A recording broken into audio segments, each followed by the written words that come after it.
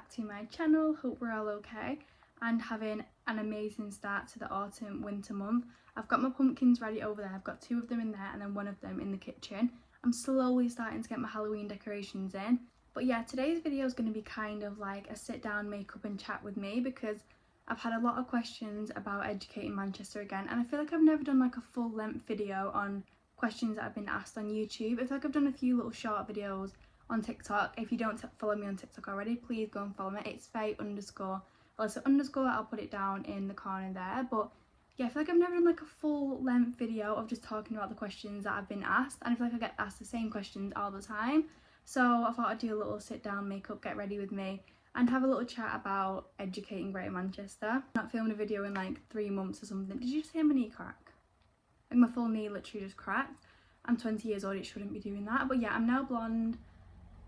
Big change, I don't know where it came from, kind of spontaneous, but I kind of love it. So if you just clicked on this video, I'm Faye, I'm 20 years old and I am from Educating Greater Manchester. If you don't know what Educating Greater Manchester is and you've just randomly clicked on this video, it is a TV show based on high schools in Manchester and Britain and everywhere else. And I was unfortunately on one of their main episodes because I was obsessed with a doll, and me and Kieran, who I'm still with now, I know that is one of the questions, were in a on and off relationship, which they quoted it, which was just not what it was. But yeah, I was on that TV show back in I think 2015 maybe. I was in year 8 and I'm 20 years old now. I'm not going to do the maths, I'm just going to leave that to your imagination. But yeah, basically a lot happened with the TV show and it gets really juicy. So I'm just going to give you a little bit of a background story of how I got chosen for Educating Greater Manchester, because a lot of people didn't understand like how you got chosen, how you'd get like your own episode, that kind of stuff. So we had 2 seasons filmed in Harrockfield, which was the school, what the school was called at the time. Now because our school was so bad, we actually got chosen for a 2nd season. Normally they only do 1 season, whereas we got chose for 2 whole seasons because that was how bad the school was at the time. So we was told, the second time we was told that these, like the channel forecasting was going to come in, they're going to sit in your lessons and they're just going to observe, like they just sat there and observe. So I was in English literature at the time and she came and sat basically on my table and just watched me for the whole class, and I felt a little bit awkward because I was just trying to do my work and she was literally just sat there like with writing in a little notebook, and at that point I thought it was Ofsted, so I was like trying to act really smart and like try and answer all the questions because I thought they don't look stupid in front of Ofsted. Not that it would have mattered anyway, but yeah, so I was trying to act really smart. I was just writing things down in the notebook and I was trying to like sneakily look over to see what she was writing, and I just couldn't see what she was writing. Then halfway through the lesson she pulled me out of class and I was like, please do not ask me any questions because I'm going to get them all wrong, which is going to make the school look even worse.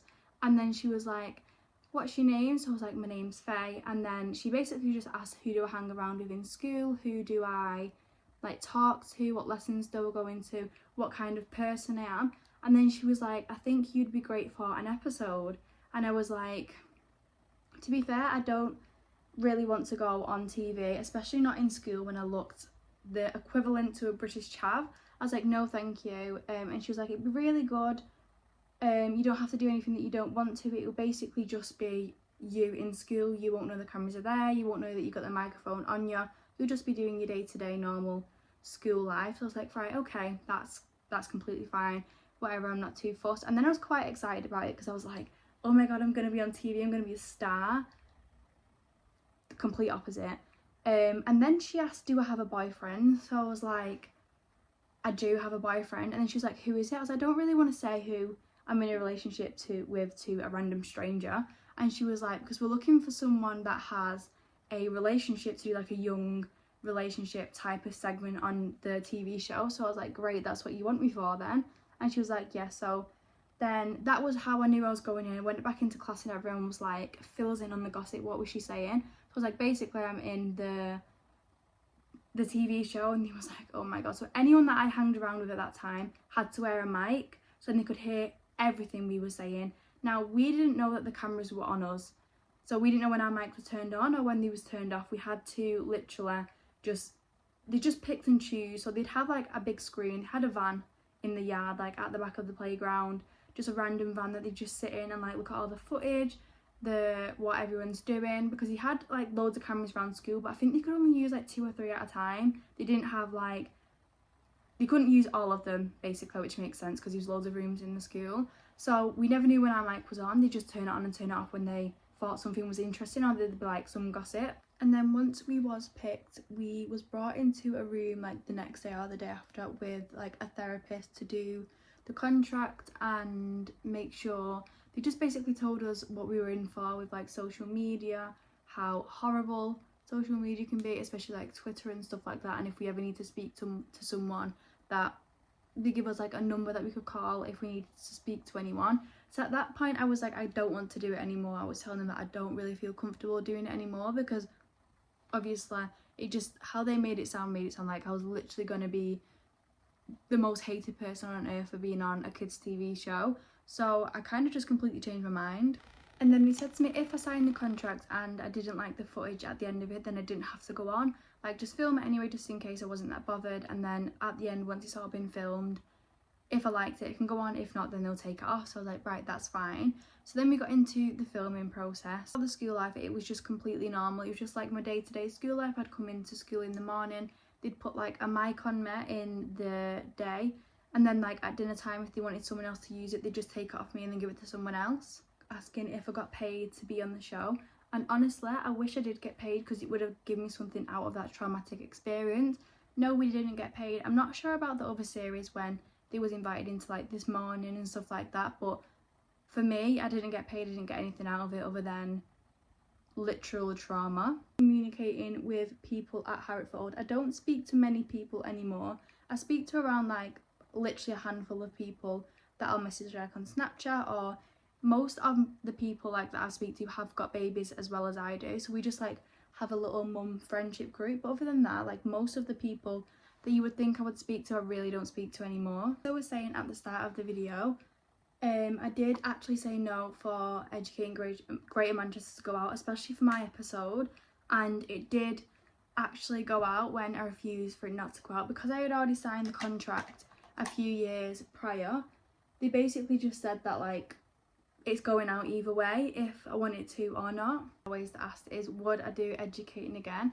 And I can wholeheartedly say with an open chest, I would never do that ever again if I could go back in time and like say no from the start, just because how it was filmed, how it went out and how it made me look, especially like mine and Kieran's relationship look. Obviously I don't mind too much because we was in high school and like obviously young love, young relationships and really the best, but still it just made me out to look like a completely different person to what I am now, and not the way I wanted to portray myself. So I'm just going to go on to like the filming and stuff of it now. I'm trying to make it as quick but as interesting as I possibly can. But so for the filming thing, a lot of people ask, is it fake? It's not fake as in how the people act on camera, like the teachers and the students act exactly how they would in a normal day to school life, except for the teachers just act a little bit more strict. But the way that the filming was put together, so the editing of the Educating Greater Manchester episode, especially my episode, was so staged that it was like I was watching it like, did I actually do that, or did that, like, am I just imagining that I didn't actually do that? So there's an episode of where I basically say, I'm going to stay with Kieran for dinner today, and then they've attached a clip of him running down the hallway, like looking like he's running away from me. Now that's not a big deal, but it looks like I was obsessed with Kieran, and Kieran was just not bothered about me like at all. There's clips about him in the dinner hall saying that he doesn't want to stand with me at dinner, when realistically me and Kieran was like that in school. We spent every dinner, every break walking to lesson together. So it just made it like I was like this big obsessed, like made voodoo spells about him and stuff like that, which was just not true. Also, it made me look a lot like a bit of a weirdo. Like, I did love the baby doll, but it looked like I was attached to the doll, like I was physically thought it was a real child, when I didn't. It was just like they'd pick up a few things that I'd say to people like as a joke, or I'd say like it's cute, stuff like. I did always want to be a young mum, that's completely true. I am also a mum now. If I've not already mentioned that, I can't remember, I just like to ramble on. I am a mum to a 1-year-old who is called Elodie May. She is a gorgeous little girl, and yeah, I've always wanted to be a young mum since I can remember. I've always grown up babysitting, like people would go out partying at my age and I love to babysit. I love to take Ellie to the soft play, have little Starbucks Costa dates. That's like my idea of the best life ever, and that is completely fine. Like that needs to be not normalised, but it needs to be okay to be a young mum. Obviously not too young. See, I wanted to be a young mum, but I wanted to have a house. I wanted to have my priorities straight and to be financially stable, and I'm all them things now, which is why I had Ellie May. I knew I was ready to have her. So I just want to make that clear, because on Twitter mums are harsh, okay? I was absolutely, I'm not going to say bullied, but bullied online. I had people telling me that I'm never going to make it anywhere. I'm going to grow up on a council estate with 7 kids, have no money, on benefits and stuff like that. And I just want to say that, like, people are so harsh on like a 5-minute video that they see of me in high school, and it was just like, whoa, calm down. Like, I'm not affecting your life. If you don't want to watch me on TV, please just turn it off. So like harsh about it not coming out, because like I said, it was filmed when I was in year 8 and it came out when I was in college. So there's like 3-4 years difference of a complete personality change and like a whole environment change. When that was filmed and I was in year 8, people had massive eyebrows, people had like orange dip dyed hair, big like chavvy makeup. That was like the trend when I was in school, and obviously like everyone does, they follow trends. Now when that came out, it was like clean girl makeup, fresh like outfits. It weren't what it was when that was filmed, which made me feel a little bit not self-conscious, but it was just like, people are thinking I still look like this now, when reality I'm like 4 years older, in dance college, not a mum yet, like I've got my life straight, and there's these people on Twitter just like judging me so hard. But basically I said no for it to come out because obviously the time frame was just completely different. I weren't the same person. Now these Channel 4 cast would not give up.